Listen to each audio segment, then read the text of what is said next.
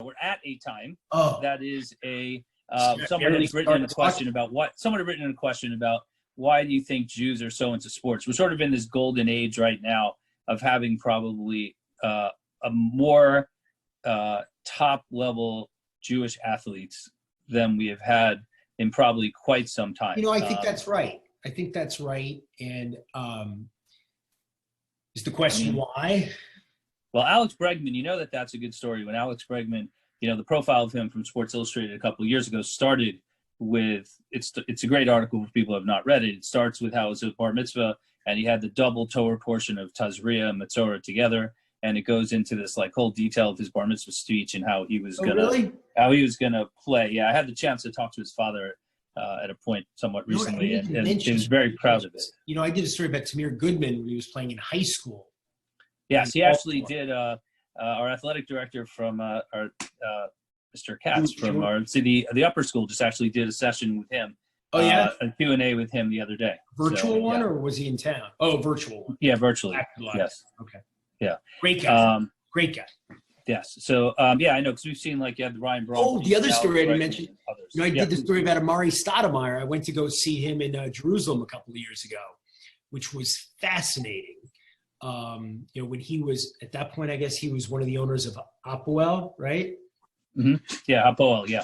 Yeah, but he was back playing, so he had to give up his ownership stake. But now I think he's an owner again. Now he's. I think I read most recently at that time, Amari. I believe he considers himself Jewish, but he had not undergone he didn't go through the whole Andre Tippett conversion. Right, but I think he is now. I think he is. No, I heard that as well. Yeah. So you once had dinner with Sandy Koufax. That's true. I want to be able to take some other questions, but if you can give us the quick highlights of that dinner and how that came about. Yeah, I think the only two interactions I've really had with Koufax were this dinner in Detroit. I want to say it was the summer of 2001, and my father used to MC this event every year in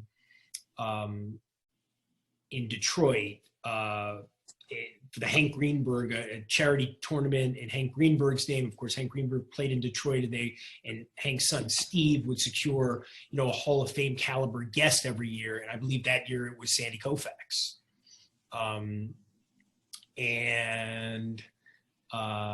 All I remember is it was kind of a group dinner, maybe 10 people at the table or something like that. And here's the great Sandy Koufax, and he's got this aura around him, the whole thing. But he was just so wrapped up. It was the NBA Finals that were going on. What was it? I think was it Philadelphia versus Los Angeles that year? It was Iverson versus Shaq and Kobe. And he was a huge basketball guy. So most of the time he was just watching. We were just talking about the basketball game. And then he showed up. He came one year. He was the honored guest one year at an event I was the MC for, the ALS dinner, the Lou Gehrig Sports Awards dinner that we do every year. Great. So when just putting you on the spot a little bit, what is more likely, that we will have a hockey postseason, or a basketball postseason, or a baseball season of over 100 games? If you're going to pick one of those, and most likely to least likely to happen. Wow. I'm just trying to figure out the math then. All right. Let's say, for argument's sake, and who knows, right? Who knows if somehow they figure out a way to start playing on July 1st. At that point, you're not going to get 100 baseball games. You probably get 80, right? But you could, I think if that's the math, I think you get some semblance of a postseason in the other sports before you get 100 games of baseball. I think 100 is a reach. Now, if it's the normal schedule, right, 100 games, let's say that's 115, 128, that's really 4 months. And if you're going to start the postseason even in mid-October, that means mid-June. I think that's unlikely. Sitting here now, what do I know? Mid-June seems like a stretch. Although I was reading, I guess they're playing in Taiwan right now. Yeah, I saw that. And they're planning to start exhibition games in South Korea next week.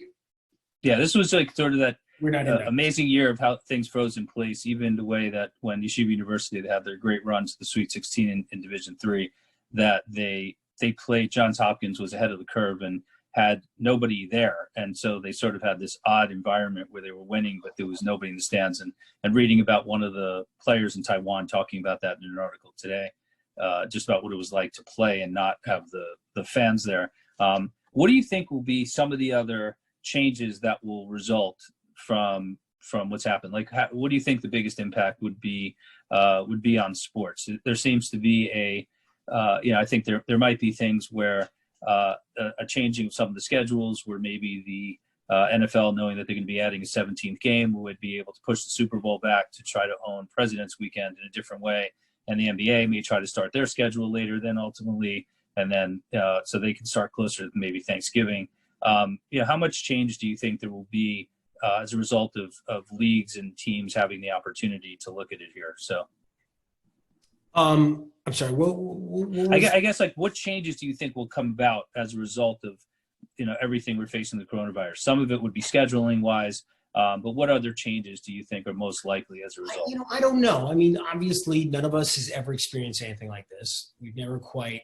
Well, let me say it like this: what do you think would be the best changes that could happen in sports if this is an opportunity? I think businesses in a lot of different industries are looking at this and pausing and saying, okay, how do we need to do things differently? I know from a communication standpoint, there's obviously even the fact that we're having this Zoom call with all these people, participating, that there's going to be a way that nonprofits can do things differently in schools, and synagogues and churches and other communities are going to be able to communicate differently, and then that may change the way they do things.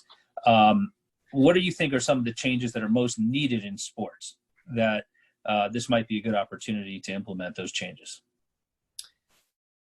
I don't know. It's so much, I think so much of what we're talking about now is the fan experience and people's reluctance to get close with each other, right on top of each other, maybe for the next couple of years. And so even if there is, let's all hope, God willing, an all clear 8 months or 9 months, or a vaccine is developed, something like that. Something like that. A vaccine is developed and everybody can get it. Until that happens, I think there is going to be reluctance for large groups to get together and to go into stadiums. We're going to have, so much of the experience of being a fan is through television. No matter how big a fan you are, you probably see more on TV than you see in person. And the experience, the thing that, some of the leagues have been worried about the last few years is the in-game experience not matching the at-home experience. And so they've been, trying to figure out ways to jazz it up. But I don't know. I mean. Well, let me ask you this. Do you still enjoy, like, I remember I saw you, we spent a little time together before the Jets-Browns game this past year. So it was fun seeing, Bernie Kosar was great with his surprising Super Bowl ring that nobody realizes that he has, and putting it on my son's hand, which was great. But do you enjoy going to games anymore? Like as a fan, or have you seen that as a job it takes away from? No, if I could go, that was fun. You go to a game, even though it's a terrible game, it's a fun experience. There is fun to be had at the ballpark. It's all about, managing your expectations for, traffic and parking and, the inconveniences, but there's nothing like being in the stadium, I think. What were the best sports events that you were at? What would you put on your list now? If you were gonna, I've gotten to see so many cool things up close and personal. I mean, when I was a little kid, I was at Reggie's 3 home run game, October 18th, 1977. I was at Bucky Dent's home run at Fenway Park. I believe that was October 1st, 1978. I was at the Bill Buckner game, Game 6 in 1986. The late Bill Buckner, Mookie Wilson, that famous, one of the great games, one of the great surprising outcomes, comebacks in history. I'm a Giants fan. I was at Super Bowl 46. That was pretty good. I was at Super Bowl 25. Well, let me ask you this: if there was a regular season game you would go to in the major sports right now, which one would you like? Would you prefer to go to? I think they're all great experience. For me, it's not something like I'm just not like going as just a fan. I live out in the suburbs. But do you have like something in your gut? Is it like, are you a kids. baseball guy? Are you a football guy? Are you a basketball guy? I know you have a boxing. I'm a baseball guy. Like I want to. I still haven't done it. I got kids who are 10, 7, and 4. But, I want to take them to a Major League Baseball game this year. And I keep saying, it's hard. A 4-year-old's a little bit young, but now I've got a 10-year-old and a 7-year-old. I think it would be a great experience. That's fun. They're very well behaved. So I'm sure they would be very easily. You don't have very to. Easy on you. He's not telling the truth. It's not what Hiltzik is doing. But I think he specifically – we'll move on. It's okay. I just want to encourage people, if you do have questions, I've been taking a few of the ones that people have been asking about. So, you can keep going. Just on the point of your family, your dear wife, is she a sports fan, or is it something that is just sort of tolerated, and are your kids sports fans? No, she doesn't even tolerate. No, she there's almost I'm barely allowed to watch. No, my wife is not a sports fan. She likes tennis. Like her sports thing is like going to the U.S. Open once a year. She thinks that's fun. And that's a great atmosphere. There's nothing wrong. I love doing that too. But she doesn't understand football. She grew up in a family.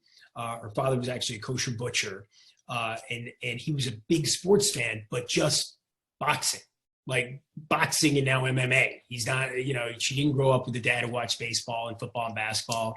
Butcher sort of fits that you'd be into like boxing and other stuff like Rocky that. Thing and all that.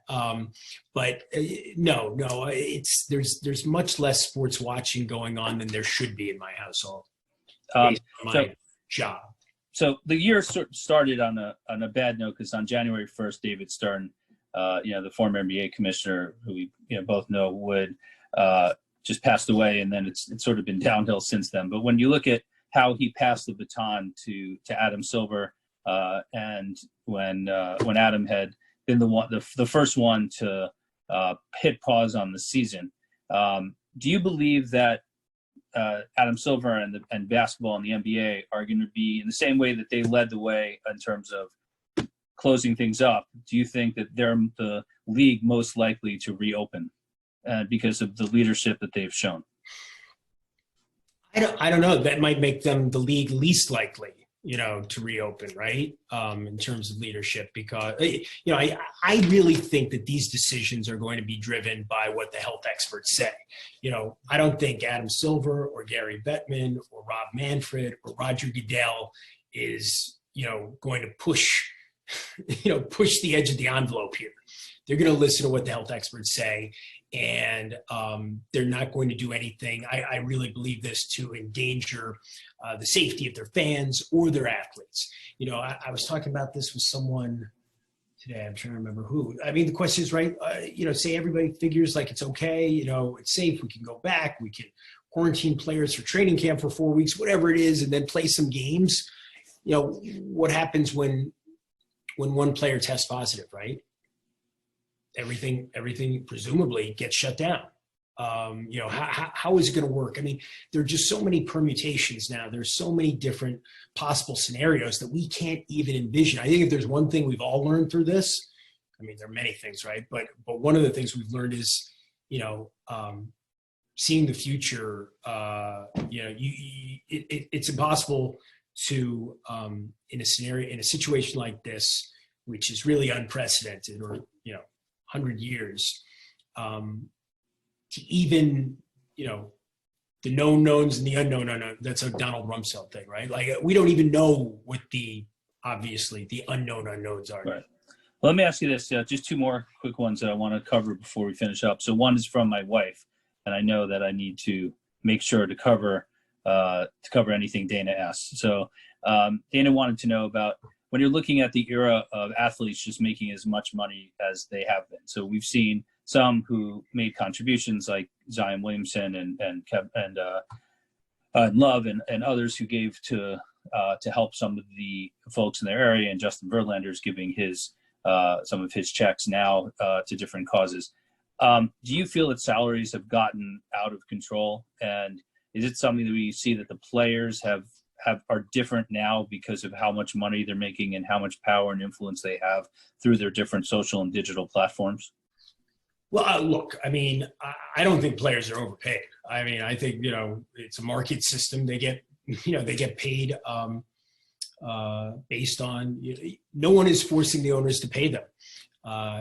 These are, and it seems to me in the last 45 years, really since the advent of free agency, the owners have been getting a lot richer. Franchise values have been going through the roof. It's been good for television sports, and the athletes are finally getting, their fair share of the pie. It's control. It shifts. I mean, the perception is the athletes in the NBA have more control than the athletes in the NFL. And I think that some of that has to do with the fact that the league is much smarter about how they work with the players, and there's much more confidence. There's definitely that factor. There's so many different things. The NBA is much smaller. There are a lot fewer players. An individual player is more likely to have more power than an individual player in the NFL. And they're also much more recognizable on the court. I guess the related question to that is about, and this is coming from Coach Candell, who was an All-American lacrosse player at Penn. Is what do you think about on that team that beat Cornell in the '88 national championship? I think it was. I think he was early. Maybe actually, or he was right around that time. So he's probably a little bit after. You guys are right around the same age, so I can ask him that afterwards. But or did Cornell beat Penn in the semis in '88? I can't remember. So Hopkins beat Cornell in '87 in the championship. Your knowledge of that is like way more than what I would. I mean, Blue Jays. That's taking it to a whole other. I think he just texted me. Penn lost to Syracuse. Was what happened that year. So Cornell lost to Penn, I think, in the semis, and then Penn lost to Syracuse in '88. Yes. So when you're looking at the fact that you're saying that the professional athletes are being paid, it's properly deserved, which I agree with you in general. I think that's right, and that they've earned it based on the system and how owners get their share, et cetera. But I guess the question would be, how do you think the system's going to work now with college athletes, with the different legislation that's come up in California and other states that are now going to put them in a place to be able to earn money? Do you think that they will, that's going to end college sports as we know it, or do you think the system will just adapt to it because there's really only so many players who are going to make that money anyway? Yeah, that's really, the $64,000 question. It's so much different now even than 20 years ago, when the phenomenon, the one and done syndrome phenomenon didn't exist. It's just totally different. I mean, now the expectation is if you're really good, you spend 1 year playing college basketball and then you're done. And the 1 year thing is probably going to go away too. I think college sports will be different. I think they will adapt. I don't think they're going away, but it's got to be different. And there's got to be, I think there's got to be more in it financially for the athletes. And, it's been trending in that direction. And, we see legislation, bipartisan legislation, in different states, so the athletes can get paid, which is something that, the NCAA has been adamantly opposed to for a very long time. But it's coming, and it's already kind of coming. So it's going to change things. But, if you told people 25 years ago that the best players in college basketball, right, are all going to leave after 1 year, people would have said, well, that's going to ruin the game. Who's going to want to watch, March Madness now when, the best players are freshmen who are about to leave. They haven't been on the team for 4 years. It's not a situation like, we can all name those UNLV teams and those Duke teams that were constituted the same way for a number of years. Now you have like the mid-majors that you can look at like Dayton or somebody. Right, and guess what? People are watching more than ever before, right? So again, another example of nobody knows what the future holds. And fans, well, last question. I got to segue into that last question. So if your prediction on what the future holds, which franchise wins a Super Bowl first? The Tampa Bay, actually, hold on. I have a little more time. So let me just ask you a couple of prediction questions. When you're looking at who will win more games, the Tampa Bay Bucks or the New England Patriots this year? Wow. Patriots. All right, I'm going to do a side bet with you where I'll take the Bucks. Bucks. Okay. So, okay, we had a question about why did you? I know you were influenced obviously heavily by your father, and even though you have multiple siblings, you're the one who really picked up the mantle of following in your father's footsteps. But was there something specific about sports journalism that really made you that appealed to you always? I mean, I remember at the Daily Sun, you were like this hero, in College Town there in Ruloff, where you just sort of ruled the roost. And you had that. What was it? Was it something you always knew that you wanted to do this? I wouldn't say always, but yeah, I mean, it was a lot of fun growing up in this environment, getting to see it done, at the highest level by my dad. It just seemed like, well, who wouldn't want to do that? A kid who loves sports like myself, he's going to all the games. He's going to all the great events. He's traveling. He's spending time with the great athletes of the era. He's friends with them. He's working with them.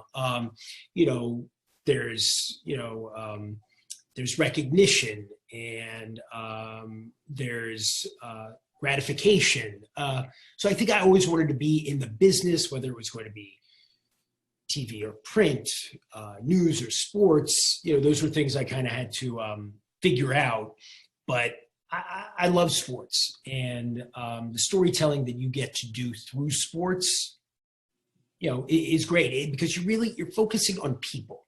There are a lot of other forms of journalism, as you know, Matthew, where, it's about entities or it's about processes or it's about, important things. But if you want to tell stories about people and you want to, you want to, no, it's like a different thing. Like it's a great way to do it.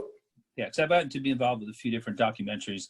One of them was this one, Paper Clips, about a rural Tennessee middle school class, and one of the big things still in the town is the football team, and it was one of the teachers who also coached that football team, and that was something that still was a source of pride in that small community, and that the pride that this story in the film, it was like some other way to apply that pride that people had.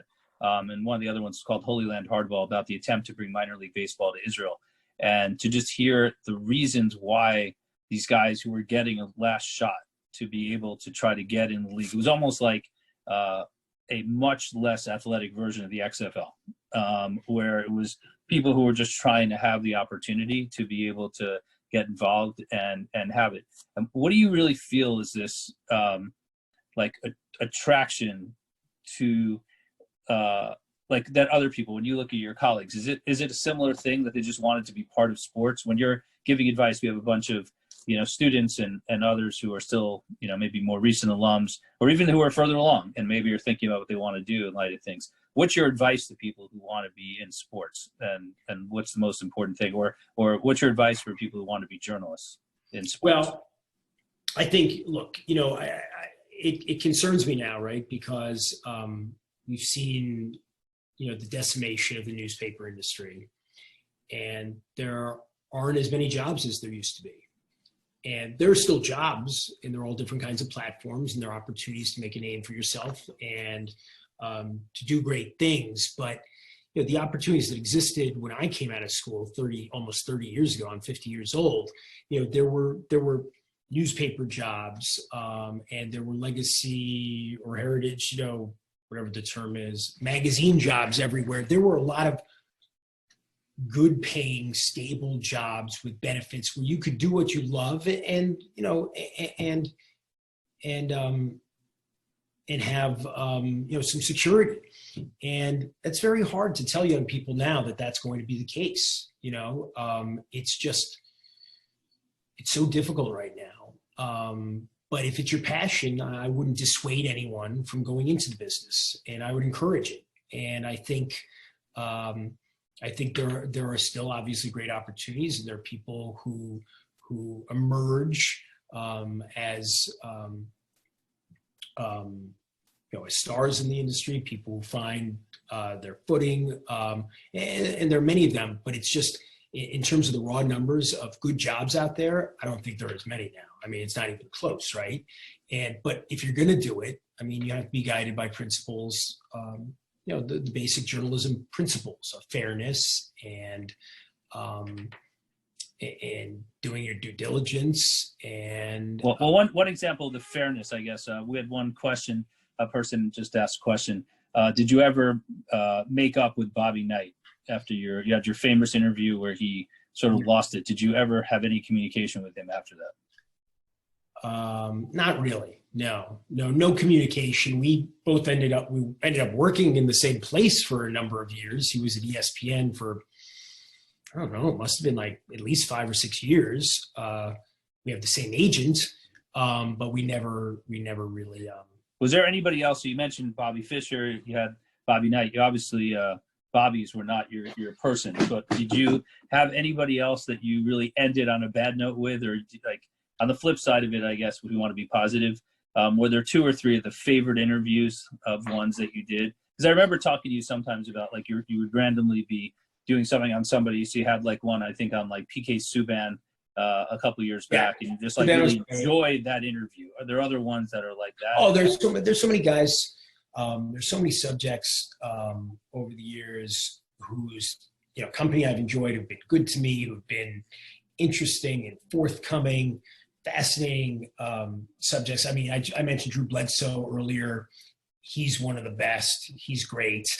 I covered the U.S. national soccer team for many years, and Tim Howard to me was someone who really stood out as just a great guy. And is he the goalie?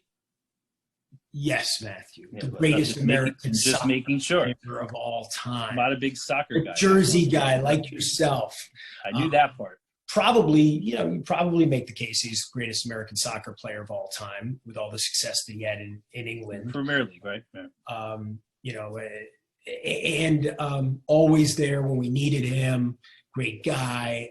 There's a long list, but probably the person I interviewed the most, and who was the most interesting in many ways, was Mike Tyson. I interviewed Mike probably 200 times and covered the back end of his career, the last 10 years of his career, basically after he got out of prison, after serving 3 years for rape.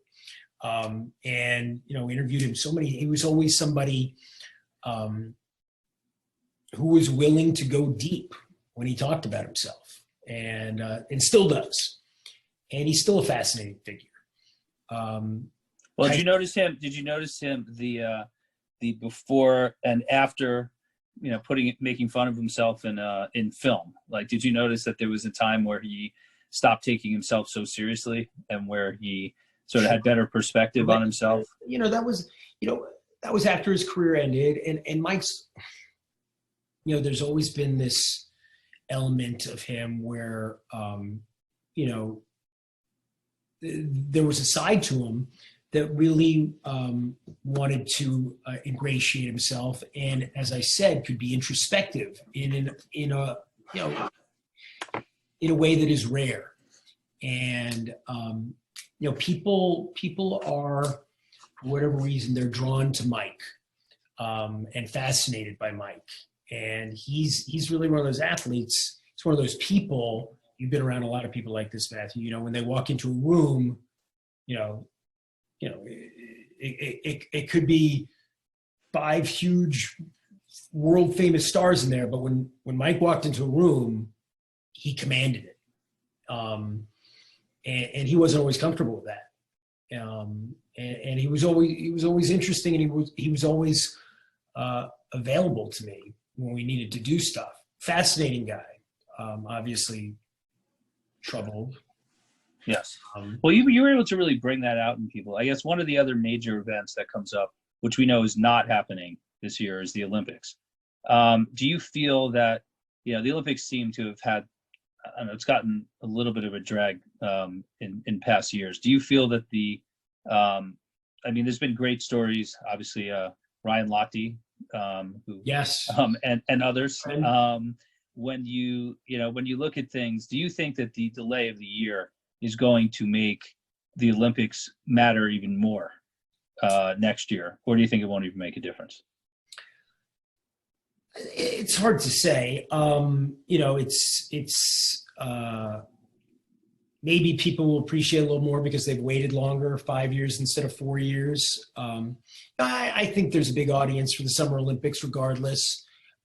It's great drama. It's great sports. It's great competition. It's going to be tough for them to figure it out logistically, how to get it done even a year from July. But they will get it done, I'm assuming. Let us all hope that the situation which we find the world right now is settled to the extent that they can have a huge gathering like the Olympics in the summer of 2021. I don't know if the ratings would be appreciably different. It's not like it's going up against the World Cup or something like that, which would be the Men's World Cup the following year. Right. Well, I think it's going to be interesting over time. So as we finish up here, I guess, what would be 3 sports books that you think that people should read? First of all, you don't have to include your own there, but please give us your own. You can mention the books that you yourself wrote. But other than please mention the ones you wrote. And then other than that, what are 3 sports books that people should read? And then what are 3 sports movies that people should watch? Okay. I'll tell you, sports books that I love, and I'm not saying they're the greatest sports books. I'm fairly well read on sports books, but there are many that I should have read that I have not. To me, the ones that have hit my dad's book, Instant Replay with Jerry Kramer. It's one of the great, it's kind of the, it really almost kind of created the genre of the inside the locker room story. It's really the story of Vince Lombardi's Packers. That's a great one, and I might be biased, but it's still my choice. What I'm very partial to, especially if you're a baseball guy, is The Glory of Their Times, which is the famous book Lawrence Ritter wrote. The NYU professor went out in the late 50s, early 60s all over the country to interview guys who had played Major League Baseball at the turn of the 20th century. And then he, transcribed those interviews and edited them down into this great book, The Glory of Their Times, which gives you this indelible portrait of baseball in the early 20th century. Another book that I'm very fond of, it's up here behind me somewhere, is Norman Mailer's The Fight, which is about the famous Ali Foreman heavyweight championship in November 1974 in the country then known as Zaire, in Kinshasa. And I'm a Mailer guy. I love Mailer's writing. I was fortunate to get to meet him at least once. Maybe it was a couple of times. He blurred my book. That's not why I'm a fan. But The Fight, the writing is so great, and Ali is so compelling, of course. And and it ends up being, this incredible fight. At that time, the crowning achievement of Ali's career, although a year later there would be Manila, which in its own ways would be just as compelling. But I'll go with The Fight, The Glory of Their Times, and Instant Replay. You can't do bad with that. Okay. And then movies? Do you have 3 that you can quickly mention? I love Chariots of Fire, which won Best Picture, which is about the 1924 Olympics in Paris. And one of the main figures is Harold Abrahams, the great Jewish sprinter who won the 100 meters in Paris and would become kind of he would become one of the most important figures in the track community, the athletics community, as they call it in Great Britain, for the next 50 years. I'm a big fan of the original Bad News Bears movie. It's just a great movie. I mean, I love Walter Matthau, but it's just a great movie, and it's funny. I put Sandlot right up there. The Sandlot. I've never seen Sandlot. Well, you got to do. And I love. My father was not a fan at all, but he had something with Malibu. He didn't like Malibu, but I think The Natural is a great movie. A lot of people don't. The issue with that was the end. That's what the problem was. The issue was the end of which got changed, and the book is much different, darker, as I recall, different. Yes. But it's, I mean, I like it. I still like the Okay. match. But So the final going away question is: sports betting has become a really big deal. How concerned are you that will also impact sports? And then we are actually getting off the phone. I got 2 texts saying Friday Night Lights has to be mentioned also. Well, it could be both, I guess. It could be the book too, but I guess so. My friend Deborah Doff who works at CNN, who's very good at these things, so she wanted to make sure, and she loved the PK Subban interview also. But so, what would be the final thing about betting? Do you think we have a reason to be concerned that will be better or worse for sports? It'll bring in more revenue, get people actually more active and engaged, or do you think the downside of it, of potential issues, is a bigger issue? I think there is. I think it's going to benefit the sports industry, right? I think it's going to bring more fans into the tent. But, there are pitfalls. Gambling is an illness, and the easier you make it, the harder it's going to be for some people to control their impulses. There is that human side to it. That's indisputable. Clearly, I don't know what the numbers are. I don't know what the big studies say. In the rest of the world, for a long time, sports gambling has been largely legal in many parts of the world, I should say.